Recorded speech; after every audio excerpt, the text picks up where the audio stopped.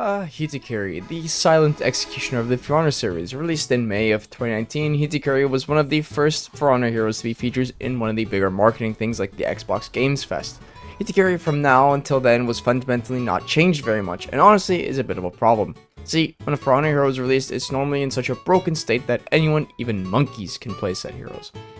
We've seen it with heroes like Griffin, where people literally took it to their own hands to play him blindfold. For a long time, Griffin held the throne of being the king of the monkeys, but as a king, always needs his queen. This is where Hitokiri came in, and man did she make an impact.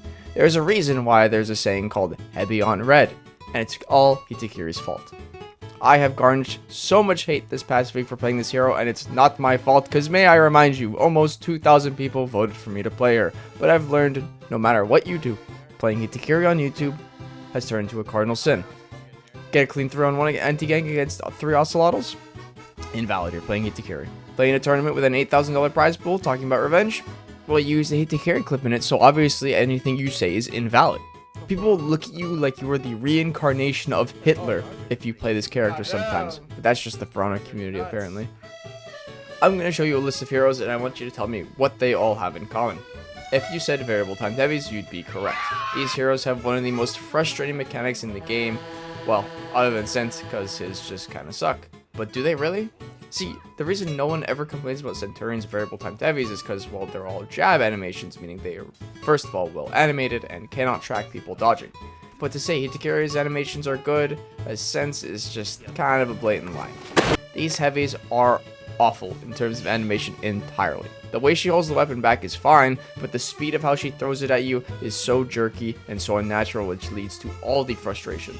There's almost been no changes to Hitokiri, but let's go back in time. On launch, Hitokiri's third feat back then basically made her almost immune to damage after an execution, and may I remind you, almost everything led her to an execution. Making her level 3 bash go from a light input to a heavy attack input, but the biggest adjustment to Hitokiri was the latest one. After Hitokiri was really looked at by the devs, she was nerfed and buffed, but to the community's absolute disappointment. The removal of her hyper armor light finishers made her light finishers a waste of stamina, and speeding up her hyper armor on heavies just made the community kind of throw up. Why? From a hero that was already known for his trading potential with hyper armor, just became the most brain dead button masher in the game yet again. Her hyper armor on light finisher was almost the only time any Hitokiri main would ever think of hitting the light attack button, but with that stripped away from her, people just began to use light attack less and less and less. This propelled Hitokiri in what we know now, today. Every fight with Hitokiri is a battle of variable timed heavies in a 1v1 scenario. The problem with this is that around 60% of the active community cannot consistently parry these heavies at all. And before the comp losers come in and say, well, I can react to it, good for you. But most of us do not lab in practice sessions for 2 hours a day before jumping into their optimal 4 stack. But the problems don't really stop with Hitokiri's oppressive variable timed heavies in 1v1 scenarios. See, Hitokiri's ganks are so undeniably threatening, I could tell anyone watching this video has been pissed off with the Hitokiri's constant pump faking of their unblockables behind your back. See, this wouldn't be an issue if said unblockable didn't do the most damage in the game with almost instant hyper armor. Factor in confirmed ganking and guard break confirms, Hitokiri's fully charged heavy does around 34 damage. The only other person to my knowledge with this damage is, well, Kensei. Even with that damage fall off on poor ganking, Hitokiri's heavies still do a whopping 30 damage on damage fall off. That's 1/4 of someone's health bar you cannot prevent losing in some scenarios. This is one of the main reasons people call Hitokiri the most brain-dead character in the game for brain-dead people. You hit one button on repeat and somehow you have 16 kills in one game.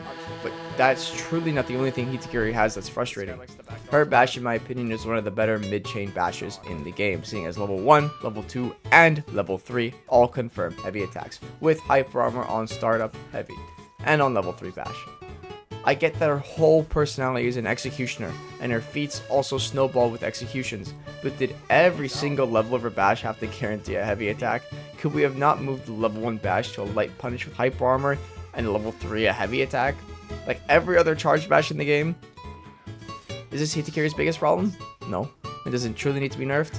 I mean, I'd like it to be that. I'm going to be completely honest with you. See, this is where I talk about her feats, but I genuinely have no problem with them except for 2 of them, and we'll get to those later. I do like her first feat because, you know, it's got a clear counter and it synergizes with other feats that she has, but her role in the minion lane being there to sustain herself for longer since minions cannot knock her out of executions. but the real problem lies in her tier 3 and her tier 4. Yes, I hear you, just parry the attack on tier 4 and it's useless. Ah yes, the just parry excuse. Any Hitokiri with a single brain cell, and I know there's not many of them, will never outright use their tier 4 in a 1v1 scenario. No, this feat is used in teamfights around to do one of the following. To guard break confirm, bash confirm, light confirm, even just hit stun confirming you into eating it. Other than that, guard break confirming and all other options are literal instant kills. What about when you pop revenge at the start and going on the offense? Yeah, well there's a Hitokiri waiting for you to mess up, and there to instantly kill you. The second one is Nugakibi. It's also used on things like Shinobi, which again is also annoying. This feat will refund stamina on successful attack, and man, getting into a Hitokiri with a mid-chain bash, she will literally regen stamina while hitting you, making her offense literally unlimited. At the end of the day, the true problem with Hitokiri is that she just can't really be buffed, nerfed, or reworked without changing her identity. Her kit is so bare bones, it makes Warden mains look like they have a vast moveset.